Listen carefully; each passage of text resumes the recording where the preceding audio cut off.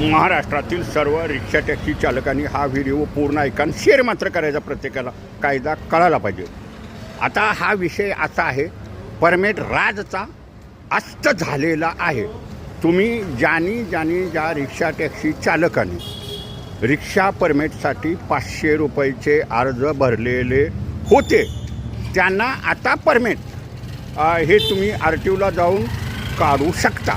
आणि तुम्ही परमिट काढलं ना, तुम्हाला आता पहिल्यासारखी 6 महिने 8 महिने वर्ष ही कुठलीही मुदत राहणार नाही. तुम्हाला 30 दिवसाच्यात गाडी रजिस्ट्रेशन करायची आहे आणि परमिट घ्यायचं आहे आणि मीटरनं व्यवसाय करायचा आहे. पण तुमच्याकडं कागदपत्र, Aadhaar card, PAN card, voting card, ration card, तुमचा ठोस पुरावा, 15 वर्षाचा वास्तव्याचा दाखला आणि तुम्हाला पोलीस रिपोर्ट, ह्या सगळ्या गोष्टी लागणार आहेत.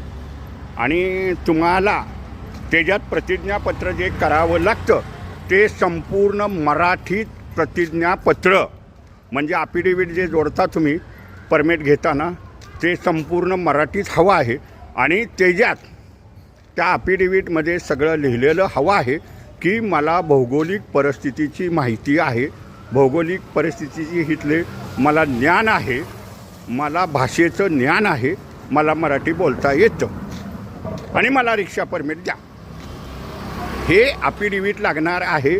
बाकी हे कोरं अफिडेविट हातानंच भरायचं हे असं कुठलं चालणार नाही. पण तुमच्याकडं paper, ration card, voting card, Aadhaar card, PAN card, police report आणि 15 वर्षाचा वास्तव्याचा दाखला हे मात्र तुम्हाला असल्याशिवाय परमिट देणार नाहीत.